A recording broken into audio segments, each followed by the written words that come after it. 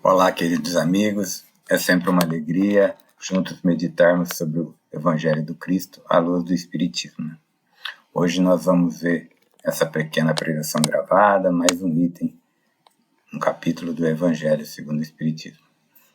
Antes de iniciarmos propriamente com o tema, vamos a uma pequena prece para estarmos em sintonia com mais facilidade de compreensão.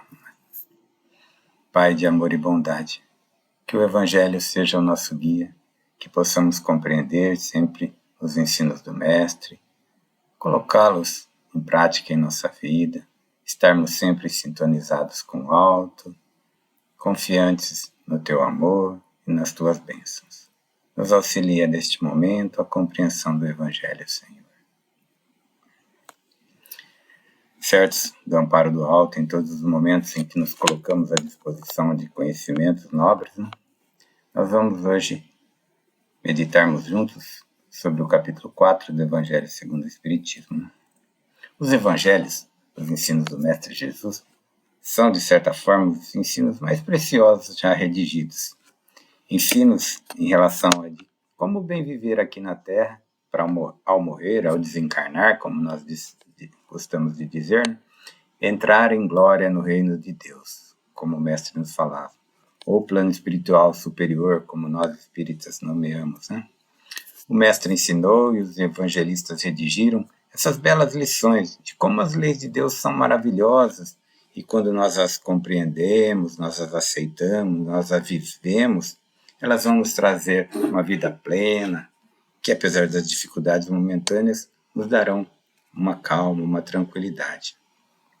E todos nós, de certa forma, compreendemos essas leis derivadas da lei do amor, perdão, caridade, humildade, misericórdia, fazer aos outros que gostaríamos que fizessem por nós, amar os inimigos.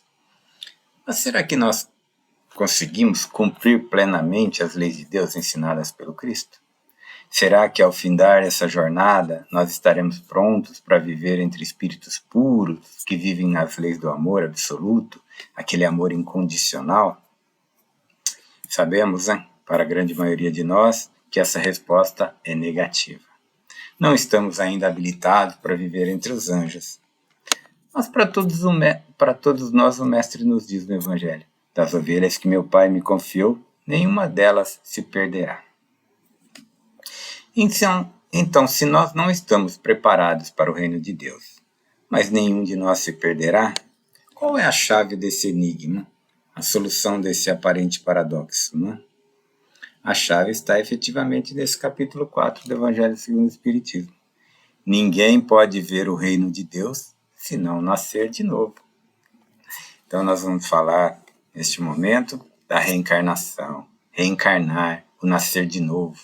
A chave para a compreensão do verdadeiro sentido das existências terrenas, das nossas vidas aqui encarnados, A reencarnação, então, nos dá as respostas a muitas questões humanas, A relação do porquê de tantas diferenças entre nós, diferenças morais, diferenças físicas, diferenças sociais, e também em relação às diferentes experiências que vivemos aqui na Terra, que cada um vive isoladamente, Por que, nos perguntamos às vezes, por que uns têm tantos talentos, como o Mestre nos dizia, e outros não têm nenhum? Por que alguns têm vidas centenárias e outros vivem alguns segundos ou nem chegam a viver? A reencarnação, as diversas vidas que tivemos e que teremos, esse conhecimento permite. Essas existências permitem que tenhamos muitas experiências, muitos aprendizados diferentes. São oportunidades que nós necessitamos para essa nossa evolução completa como seres humanos, buscando então essa angelitude, esse reino de Deus nas palavras do Mestre. Comentando sobre esses aspectos no livro O Céu e o Inferno, Kardec nos diz assim: por isso que Deus, que é soberanamente justo e bom, concede ao espírito do homem tantas existências quanto sejam necessárias para atingir o objetivo, que é a perfeição. Então nós aprendemos com a doutrina espírita que todos nós fomos criados simples, ignorantes, no sentido de sem conhecimento, todos sem exceção, e vamos passando pelas várias fases da vida, nas várias reencarnações. Então, relembrando para o Espiritismo, o homem é o resultado de um longo processo de maturação do princípio espiritual, o princípio inteligente que habita os seres da criação, a partir daqueles mais ínfimos. Então, os seres vão percorrendo as escalas evolutivas até atingir uma escala superior, que ainda nós não temos condições de compreender esse processo como um todo, mas sabemos que, de acordo com tradições espiritualistas milenares, nos dizem que nós dormimos no mineral, agitamos no vegetal, sonhamos no animal e acordamos no homem. Conquistamos, então, o livre-arbítrio, a consciência de nós mesmos. Somos o homem, e muitos acham que nós estamos no topo da cadeia evolutiva, né? Somos o homem, o ser inteligente, que controla as forças da natureza, que constrói, que já consegue deixar o planeta, né? Com equipamentos. Mas não, após essa conquista da condição humana, ainda não chegamos ao objetivo maior, né? Temos mais uma etapa a vencer. E assim, repetindo o título do capítulo, ninguém pode ver o reino de Deus se não nascer de novo. Temos ainda que conquistar o reino de Deus, nas palavras do Mestre. E só alcançaremos essa condição de viver plenamente no reino de Deus, né? Como a doutrina espírita nos ensina, como quando nós estivermos na condição de espíritos puros, sem necessidades mais de reencarnações. E nós só atingiremos esse objetivo sublime após inúmeras experiências e existências na condição humana. Então, somos seres espirituais? Sim, somos seres espirituais. Mas necessitamos de vários estágios na vida material para que essa evolução ocorra de acordo com as leis divinas, da melhor forma possível, com o nosso livre-arbítrio, com a valorização das nossas conquistas pessoais, individuais e coletivas, né? Então, nós vamos evoluindo até termos a condição de compreender o que o Criador espera de nós. E aí, então, seremos parte consciente desse plano perfeito do Pai, plano que Ele tem para todos nós, né? Então, a reencarnação é essa chave que nos esclarece a necessidade das sucessivas vidas para esse nosso crescimento como seres humanos, né? Nós não estamos ainda, se nós nos avaliarmos na intimidade, com isenção da consciência, nenhum de nós está preparado para viver num plano superior entre os anjos, né? Nós seríamos aqueles que atrapalharíamos o trabalho dos outros seres, né? Seríamos os lobos no meio do rebanho, a prejudicar a evolução com o nosso egoísmo, com o orgulho que ainda trazemos em nós. E essa ideia da reencarnação para o crescimento, para a evolução, não foi o Espiritismo com Kardec que nos esclareceu, que apresentou a reencarnação. É uma ideia que trazemos já dentro de nós e que foi exposta em muitas filosofias anteriores ao Espiritismo. Mas Kardec a expôs com muita clareza e dentro dessa clareza ele recebia feedbacks, né, informações daqueles que liam suas exposições e deve ter recebido muitos questionamentos. E alguns deles ele aproveitou para esclarecer nas suas obras. Um destes é nesse que nós estamos a estudar no dia de hoje. Uma questão que provavelmente foi levantada por aqueles que viam a teoria de reencarnação e tinham preocupações com a perda dos laços de família. Lembrando que há 160, 170 anos, quando Kardec expôs os seus livros da doutrina, da codificação, o sangue do meu sangue, a ideia de famílias era mais defendido. Pensavam e pensam alguns ainda que se nós nascermos muitas vezes, tivemos muitos pais, muitas mães, muitos irmãos. Então essa união familiar perde um pouco da razão de ser. Quanto à mesquinharia, Kardec deve ter enfrentado, né? E ele explica com clareza que o que nos liga no plano espiritual é uma afinidade real, uma simpatia recíproca, uma fraternidade pura. Então formamos famílias, grupos, coletividades nos dois planos da vida, mas somente no plano espiritual é que nossas ligações são realmente pela identidade de propósito, por uma afeição real, não é pelo sangue. Então nós, como coletividade, unindo identidade de propósitos, nascemos geralmente junto àqueles que nos são caros, mantendo a nossa união, a nossa ajuda mútua nas dificuldades que a evolução nos impõe. Isso nos permite compreender que a reencarnação, a ideia da reencarnação, essa lei, ela fortalece em vez de enfraquecer a ideia de família, amplia ainda mais esse conceito. Ele nos diz que uma mãe que ama todos os seus filhos com o mesmo amor não amará menos se tiver muitos filhos. Explica também que o fato de o homem ter várias encarnações não se segue que ele encontrará no mundo espiritual 10 pais, 10 mães, 10 esposas, inúmeros filhos. Ele reencontrará sempre os mesmos que são objetos da sua afeição, que formaram laços de amor, de afinidade, sobre títulos diferentes, pai, filho, avô, mas ou às vezes sobre o mesmo título, nasce muitas vezes como filho, como pai, como mãe. Então essa família se torna ainda mais coesa, mais firme com a lei de reencarnação. Se nós tivéssemos uma única vida, se nós fôssemos criados ao mesmo tempo, corpo e alma, não existiria nenhum laço anterior com a nossa família, só aquela ligação momentânea na concepção. Né? O pai e a mãe, até aquele momento, seriam estranhos para nós, né? Mas não é assim. Muitas vezes eles já nos amavam, já estavam ligados a nós, já escolheram serem nossos pais, já nos programamos juntos. Essa união se fortalece ainda mais a cada vez que reencarnamos em conjunto, né? Então esse conceito de família vai se ampliando, ela cresce também até que nós possamos chegar a uma condição de um amor universal, formarmos uma única família humana. Né? Outro ponto que nos leva a analisar no tema que nos foi proposto hoje é alguns encaram a necessidade de reencarnação sempre como uma punição. Só reencarnamos porque erramos e temos que resgatar. Mas não é assim. A reencarnação é uma condição inerente a essa nossa necessidade de progredir como espírito. Poderíamos dizer que é uma metodologia da evolução. Então, pode sim haver as chamadas expiações, aqueles que reencarnam de certa forma para expiar seus erros. Mas não é a grande maioria. Nos falam que essa é uma condição mais rara. Né?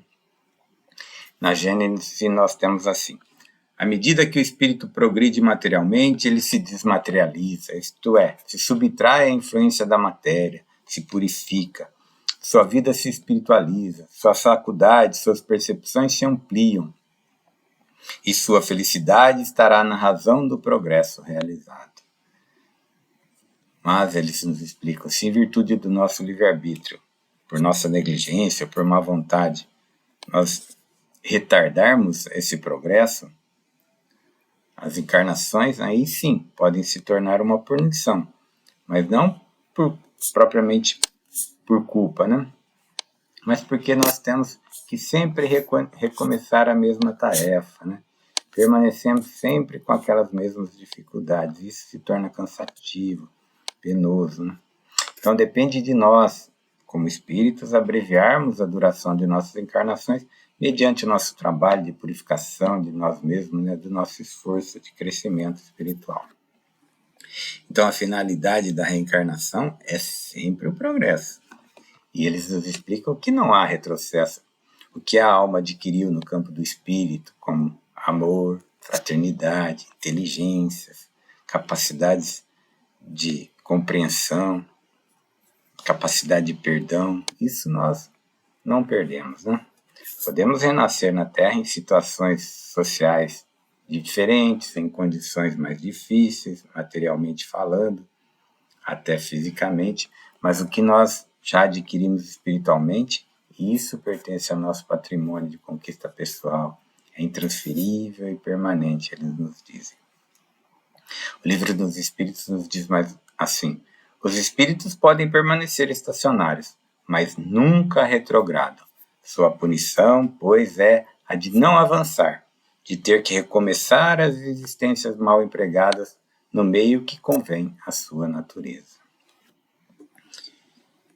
Kardec faz essa pergunta, né, para um melhor esclarecimento ainda. A encarnação é uma punição?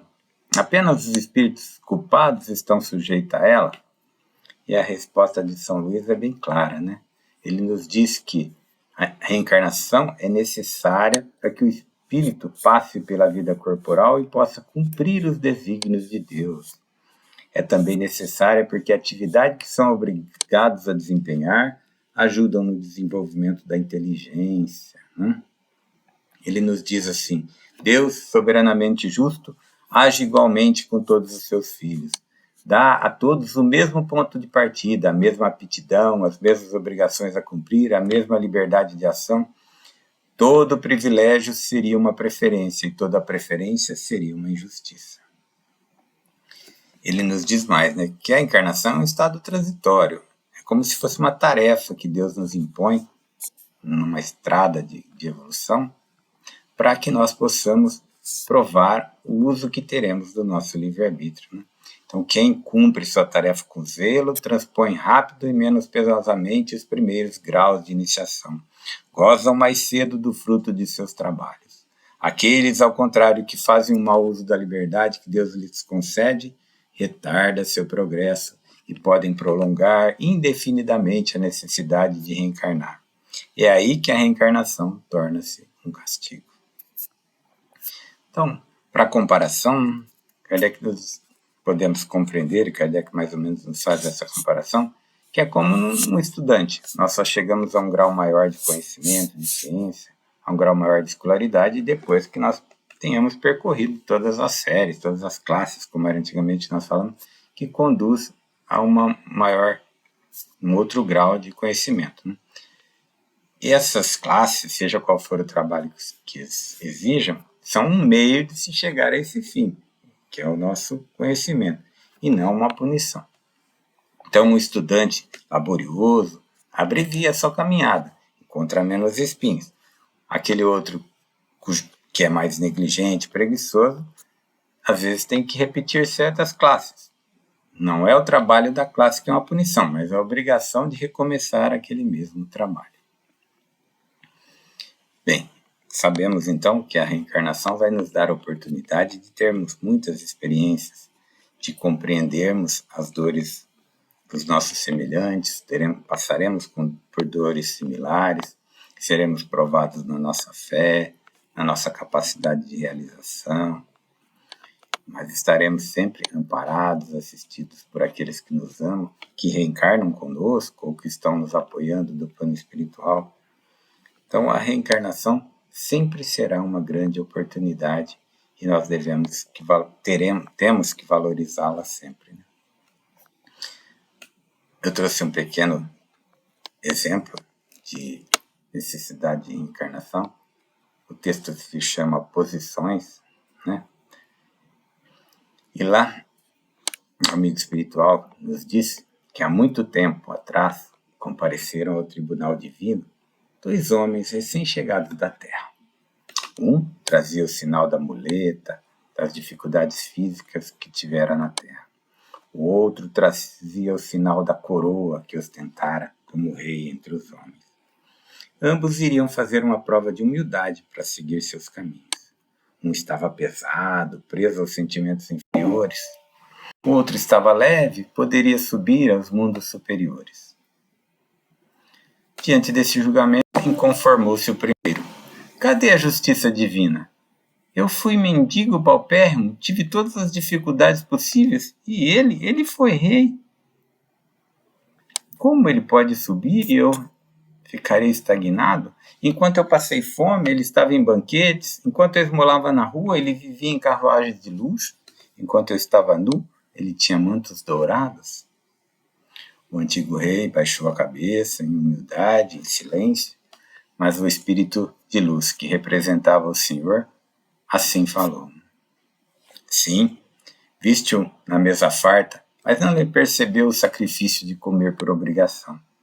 Sim, ele teve carros suntuosos, mas não pôde ver a agonia da dor e os problemas dos súditos que ele devia assistência e via no seu caminhar. Ele usava o manto dourado e festivo, mas sempre com o interior cinzento e triste, por ver as grandes dificuldades insolúveis do poder. Viste entre os grandes da terra, mas não sabes quanta hipocrisia e ingratidão ele sentiu dentro de seu coração, tendo que sorrir. Além disso, na posição de soberano da terra, ele poderia ferir e não feriu, humilhar e não humilhou, prejudicar e não prejudicou. Tu, na situação de mendigo, não foste lançado a semelhantes provas de tentação. O ex-monarca, diante daquele companheiro triste, recebeu seu passaporte para planos mais altos. Agora, sozinho com o amigo espiritual, banhado em lágrimas, perguntou então o ex-mendigo: e agora, que será de mim? Sensibilizado, o amigo angélico envolveu em seus braços e informou: agora renascerás na terra e serás rei. Assim vemos que todos passaremos por todas as experiências necessárias ao nosso crescimento, sejam experiências dolorosas ou não tão dolorosas, experiências de compromissos morais ou experiências de compromissos mais de humildade, físicos, sofrimentos físicos, né? E para nós concluirmos o nosso tema, para pensarmos um pouco mais, algumas pessoas que já entendem a necessidade de reencarnação, compreendem que elas servem para o nosso crescimento, podem pensar assim: já que eu terei muitas vidas, vou deixar as reformas para a próxima. Né? Terei outras oportunidades, não preciso me reformar nesse momento. A estes nós lembramos: mais será cobrado daquele que mais tem. Não devemos cultivar expiações para a próxima, né? Devemos cultivar virtudes e aí nós colheremos sempre bênçãos nesta vida e nas vidas futuras. E outro ponto para pensarmos é: não nos preocupemos em demasia com o que fomos, que nomes e títulos tivemos, com que nomes e títulos renasceremos. Todos nós passaremos por infinitas experiências, de todos os tipos e formas necessárias da nossa evolução. E nesse sentido, o mais importante é o agora. Né? É este momento. O que estamos fazendo dessa oportunidade que Deus nos concedeu? Façamos este momento da nossa existência, essa vida, valer a pena. Esse é o convite do Evangelho nesse tema de hoje. Com esse sentimento em nosso coração, nós vamos a uma pequena prece para encerrarmos esse nosso estudo. Senhor, compreendendo as necessidades que temos, todos nós, de caminharmos neste mundo com as nossas provas, com as nossas dificuldades, nós te rogamos, Senhor, auxilia-nos que possamos ter sempre a compreensão dos melhores caminhos, das melhores diretrizes, amando sempre nossos companheiros de jornada. Pedimos em especial, Senhor, por todos aqueles que nos guiam, nos dirigem nesse momento da nossa evolução. Nossos dirigentes espirituais, nossos dirigentes encarnados, todos aqueles que de certa forma influem no nosso pensamento, nas nossas direções. Ampara-os, Senhor, para que eles sejam modelos a seguir e sejam também apoio ao crescimento de todos nós. Pedimos por nossos familiares, por nossos amigos que caminham conosco nesse momento evolutivo. Que todos nós possamos nos apoiar, compreendendo o Evangelho, trabalhando pelo nosso melhoramento como indivíduos e como sociedade. Nos ampara nesse propósito, Senhor. Que as tuas bênçãos envolvam a todos nós.